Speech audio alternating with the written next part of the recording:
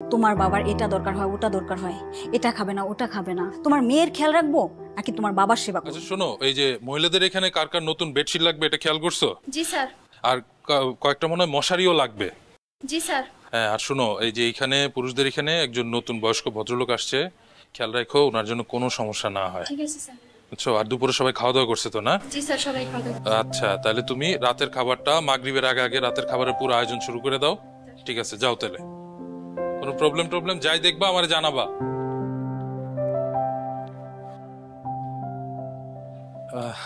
কোথায় যাচ্ছেন?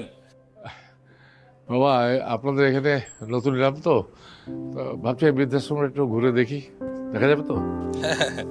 দেখা যাবে না কেন, কিন্তু বেশি দূরে যাবেন না। শিওর। আর একটু তাড়াতাড়ি ফেরার চেষ্টা করবেন। হ্যাঁ, নিশ্চয়ই।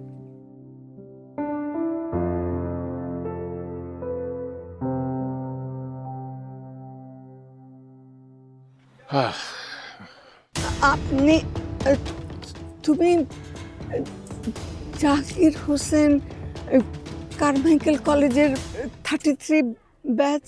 তুমি মিনতি 34 ব্যাচ? ওই যে আমার বাড়ির সামনে যে থাকতো মিনতি, সেই মিনতি? তুমি তুমি এখানে কেন?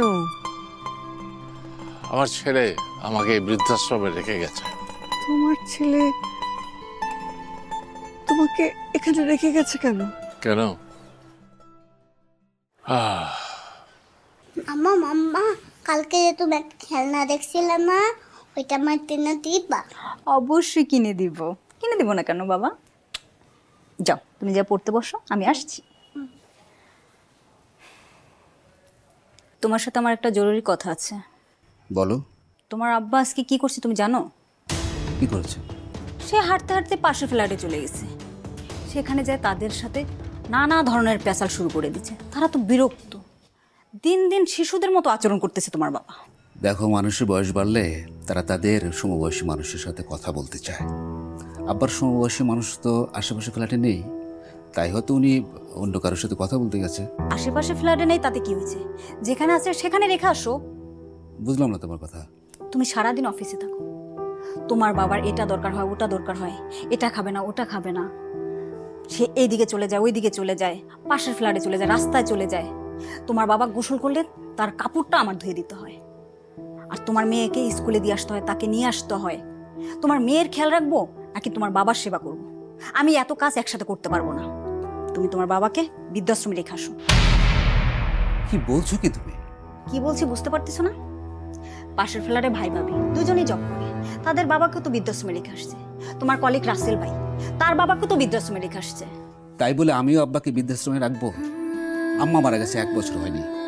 এখন যদি আব্বাকে বৃদ্ধাশ্রমের কথা বলি তাহলে তো ভীষণ কষ্ট পাবেন। কষ্ট পাওয়ার কি আছে? কত মানুষ তাদের বাবা মাকে রেখে বিদেশে যায়, বছরের পর বছর থাকে। তুমি তো আর বিদেশ চলে যাচ্ছ না। আর বৃদ্ধাশ্রমে রাখলে তো তুমি মাঝে মধ্যে যায় তার খোঁজ খবর নিতে পারবা। দেখো সাবিনা, মাঝে মধ্যে খবর নেওয়া আর একসাথে থাকার মধ্যে পার্থক্য আছে। আমার আব্বার তো আমরা ছাড়ার কেউ নেই। এই বয়সে তাকে অন্য কোথাও রাখাটা ঠিক হবে না। তুমি যাই বলো, আমি আব্বাকে বৃদ্ধাশ্রমে যাওয়ার কথা বলতে পারবো না। তুমি যদি না বলতে পারো তাহলে তুমি থাকো তোমার আব্বাকে নিয়ে, আমি আমার মেয়েকে নিয়ে এই বাসা থেকে চলে যাবো। আরে আস্তে কথা বলো, আব্বা শুনতে পাবে তো। শুনলে শুনবে, আমি তো আর ইলজিক্যাল কথা বলতেছি না। তারও তো বোঝা উচিত, তার মতো বৃদ্ধ মানুষকে দেখাশোনার জন্য আমি বসিনি। তুমি তাকে বৃদ্ধাশ্রমে রেখে আসো, নাহলে সত্যি সত্যি আমার মেয়েকে নিয়ে আমি বাসা থেকে চলে যাবো। আরে এটা তুমি কি বলছো? আমার মেয়েকে যদি তুমি নিয়ে যাও তাহলে আমি থাকবো কিভাবে?